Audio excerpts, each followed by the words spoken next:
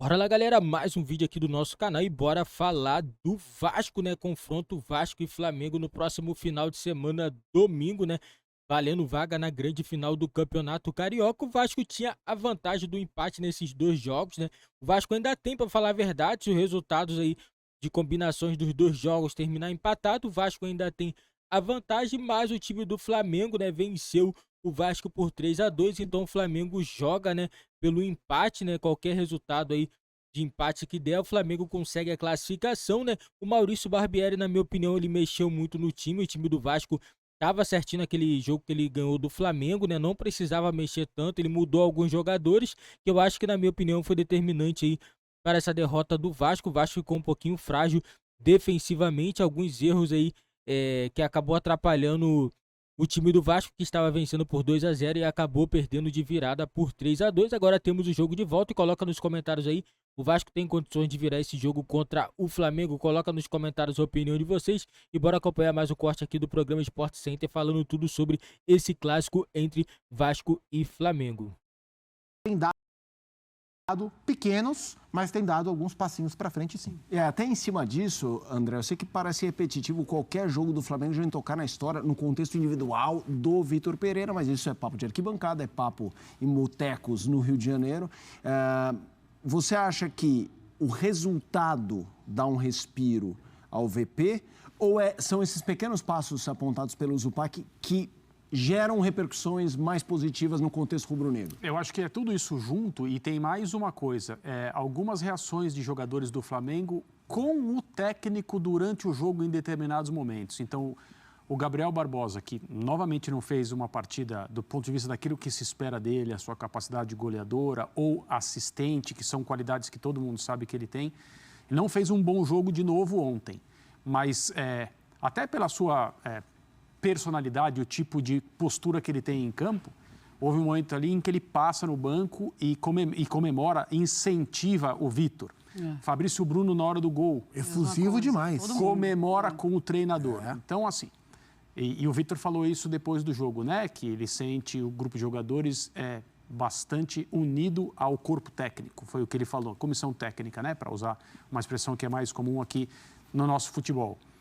Jogadores podem, às vezes, dar entrevistas depois de um jogo, no sentido de passar uma imagem de que as coisas estão bem, que o ponto de vista do relacionamento está tudo andando, embora os resultados não sejam os melhores.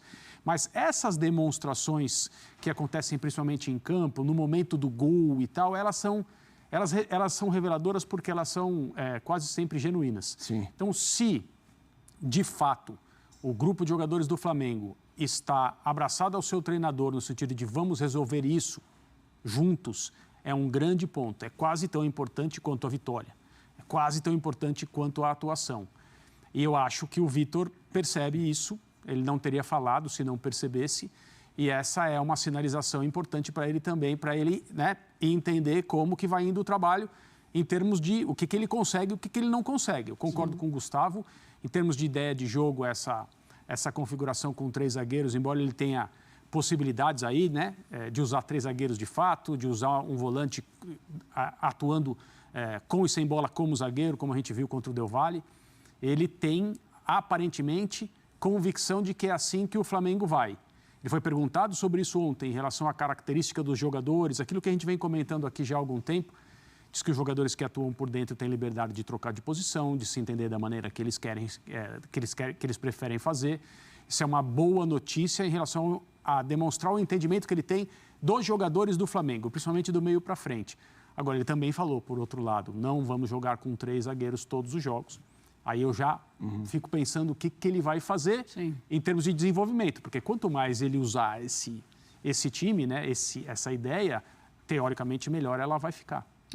E até porque em relação ao relacionamento do Vitor Pereira com os jogadores, a gente, claro, sempre remete ao que aconteceu no Corinthians, fica todo mundo. E como será o relacionamento do Vitor Pereira com os jogadores do Flamengo?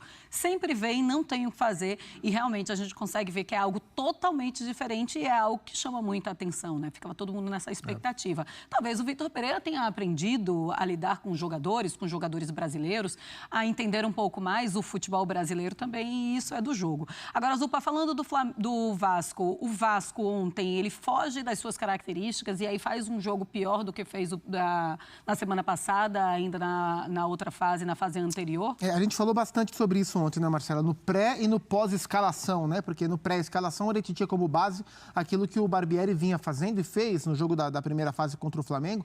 E no pós-escalação, a gente até mostrou aqui na tela, como de fato o Vasco, o Barbieri opta por sacar o Rodrigo da equipe para colocar o Matias Galarza e mudar a configuração de meio campo, né? Ao invés de Rodrigo na base, com Jair e Andrei à frente, ele abre uma linha de 4 para fechar os lados do campo, já que o Flamengo joga pelos lados do campo. Então ele bota o Peck na direita, com o Galarza na esquerda, com Jair e Andrei por dentro, para tentar fechar e agredir também pelos lados do campo.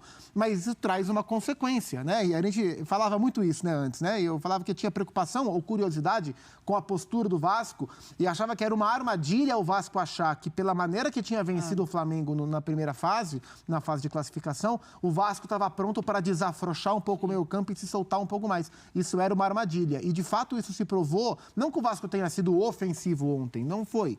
Mas protegeu menos o meio-campo, né? Se preocupou muito com os lados do campo, a gente vai falar sobre isso. E, ao proteger menos o campo, possibilitou a uma figura ter mais espaço para jogar, que é o Arrascaeta. Então, foi uma decisão que ela tem uma lógica tática, né? O Barbieri não fez a coisa sem sentido, mas a consequência do que ele fez possibilitou o Flamengo ter uma liberdade e o Arrascaeta ter uma liberdade que não poderia ter para jogar. Então, acho que nesse contexto foi uma escolha equivocada que acabou fazendo o Barbieri. E ele falou sobre isso, ele até falou assim, talvez a ausência do Rodrigo tenha sido um dos fatores que nos prejudicou, mas talvez não tenha sido o único. E eu também acho que não é uma coisa só que define o que é o jogo. Mas que sem o Rodrigo ficou pior para o Vasco jogar e melhor para o Arrascaeta jogar, isso ficou visivelmente claro. Literalmente, visivelmente. A gente vai mostrar daqui a pouquinho como ficou mais tranquilo para ele jogar. Sobre isso, é interessante, porque é a história do cobertor curto. Eu não gosto de algumas expressões mais batidas, mas toda decisão, do ponto de vista do Barbieri ou qualquer outro técnico que vá se defender, vai se preparar, vai preparar o seu time para se defender contra o Flamengo, ninguém vai conseguir cobrir o campo inteiro. A não ser que você seja um prodígio do futebol defensivo. O Vasco não é isso. O Vasco pode tentar se defender muito bem, como fez no encontro anterior, quando o gol do Pumita deu a vitória ao Vasco. Mas se você tem jogadores, como o Flamengo tem, numa noite em que as coisas deram certo pela maior parte do tempo, diferentemente da leitura do Vitor a respeito dos últimos jogos, em que o Flamengo foi defeituoso com a bola também, e você tem um jogador que é tão inteligente quanto o de Arrascaeta, e ele é capaz de te ameaçar de diferentes maneiras e de ler aquilo que você está pensando em fazer e justamente fazer aquilo que interessa a ele, e que é o que não te interessa, como que você vai tomar essas decisões?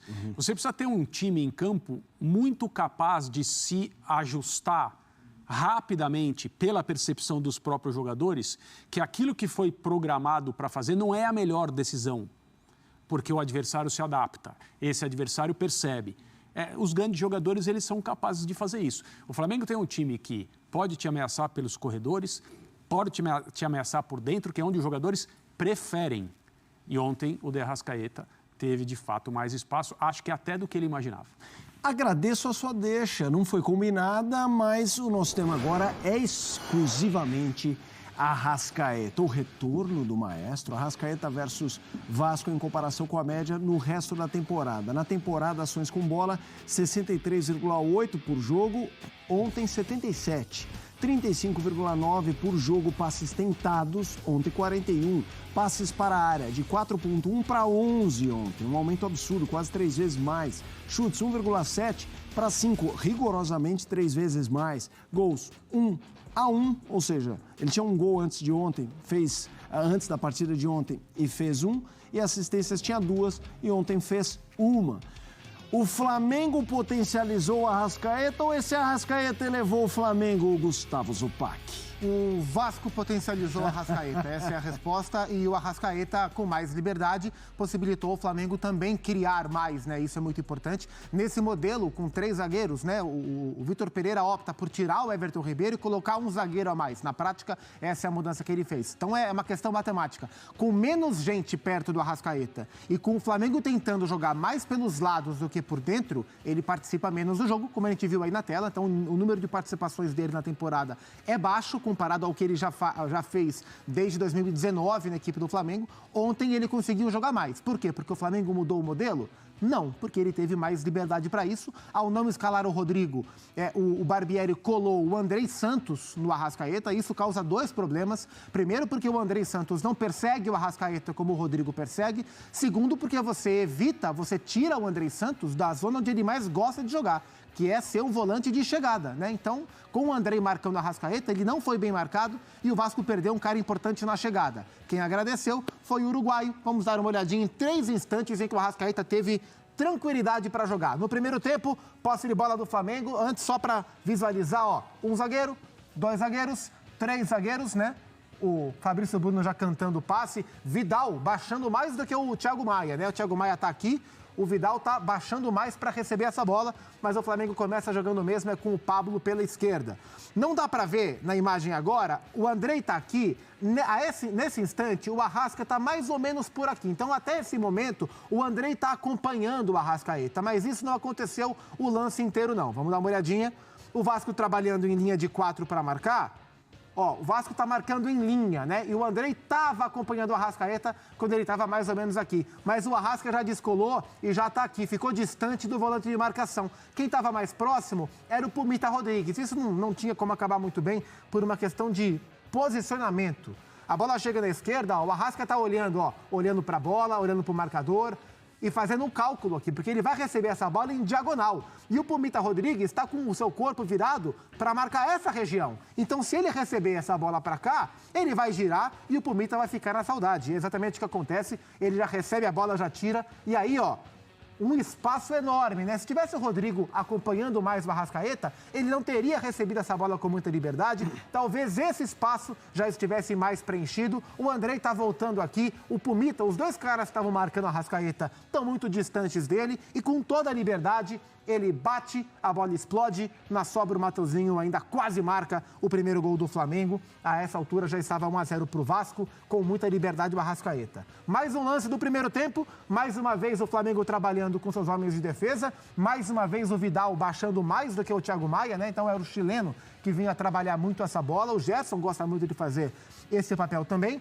Bora olhar o latifúndio que teve para trabalhar o time do Flamengo. De novo, ó, marcando em linha, né? O time do Vasco com o Galarça, com o Jair, com o Andrei, com o Jair. E aí abre-se o espaço aqui. É isso que eu queria mostrar. Olha só, linha de meio campo tá aqui, linha de defesa, parte do Pumita para trás.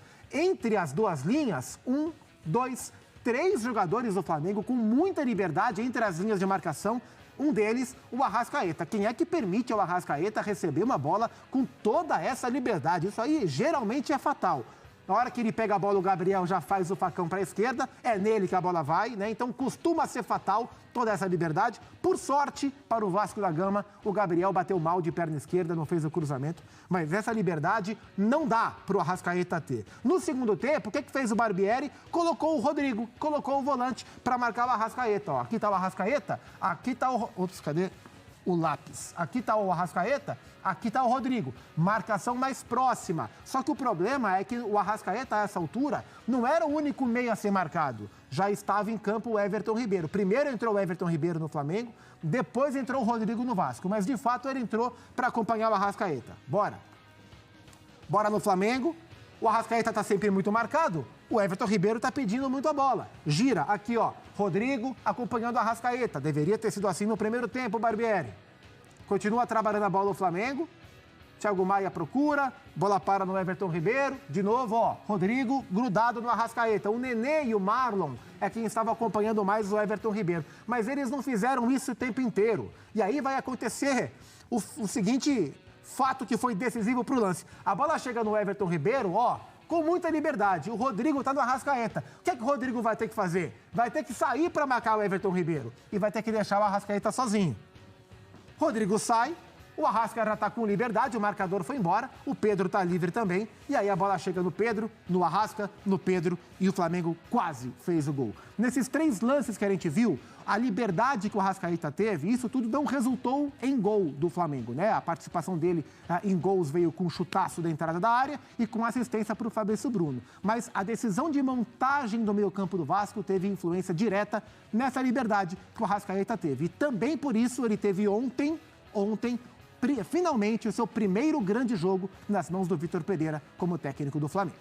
Vamos lá, vamos seguir falando do Arrascaeta. André Kfouri, é finalmente a estreia, é o Arrascaeta que o rubro-negro está esperando nessa temporada? É, aquela coisa de se cobra mais de quem pode oferecer mais, né? Ele vinha tendo atuações que não eram de nenhuma maneira ruins, na minha maneira de ver, mas de acordo com o próprio nível que ele estabeleceu, o jogador que ele é e aquilo que ele faz normalmente, não era compatível com essa expectativa que ele sempre gerou. O gol que ele fez, a forma como ele bateu na bola, é uma coisa diferente, né? Não são muitos jogadores no Brasil que conseguem fazer isso, atuando aqui no futebol brasileiro, que conseguem fazer isso, que têm a confiança para bater na bola desse jeito, fazer um gol desse nível, no momento em que ele fez, sabe? Galera, teremos aí, na minha opinião, né, vai ser um grande jogo entre Flamengo e Vasco pelo esse jogo da semifinal, jogo de volta, né? O Vasco vai ter que arriscar um pouco mais. Lembrando, né, galera, o Vasco ainda tem confronto da Copa do Brasil antes do jogo contra o Flamengo. Na minha opinião, o Flamengo vai ter um pouquinho de vantagem na parte física, porque o Vasco não vai ter como botar time reserva na Copa do Brasil, porque corre o risco de ficar de fora. É um jogo só, né? Então, o Vasco precisa vencer a equipe do ABC, né, para poder avançar para a próxima fase da Copa do Brasil, né? Eu acredito que o Barbieri não vai fazer isso de colocar time reserva, porque não cabe, não tem ideia, não tem noção, né, fazer isso, entendeu? Porque o Vasco dá para jogar na quinta-feira e dá para jogar também contra o Flamengo no domingo. O jogo só vai ser no domingo, lembrando os 2 jogos aqui no Rio de Janeiro. O Vasco vai jogar 2 jogos em casa praticamente, então não tem por que poupar jogadores. Eu acredito aí que teremos aí um grande clássico domingo, né? E o Vasco pode se surpreender, né, se o Barbieri também escalar bem o time e o técnico também, Vitor Pereira, também escalar bem o time. Teremos aí um grande jogo. O primeiro jogo não foi ruim, na minha opinião, um jogo de 5 gols aí, claro, teve muitos erros individuais, mas na minha opinião não foi um jogo ruim, mas eu acredito que esse jogo de volta vai ser um jogo muito melhor e muito mais eletrizante, pois as 2 equipes aí vai ter que tentar buscar o resultado, principalmente o Vasco precisa buscar o resultado contra o time do Flamengo, e o Flamengo vai tentar, né, eu acho que o Flamengo não vai jogar segurando o jogo, vai jogar solto como costuma jogar, né? Mas eu acredito que o Vitor Pereira vai entrar novamente com 3 zagueiros. Ele colocou na cabeça que tem que jogar com 3 zagueiros, né? E eu acredito que é isso que vai acontecer. E já a equipe do Vasco, eu acredito que o Barbieri deve sim fazer algumas modificações nesse time. O Andrei voltou, mas não é aquele Andrei do 2022, é um Andrei muito abaixo ainda do esperado, né? E é isso aí, galera. Teremos um grande jogo. Coloca nos comentários a opinião de vocês. Quem passa para a grande final do Campeonato Carioca, se é o Vasco ou se é o Flamengo.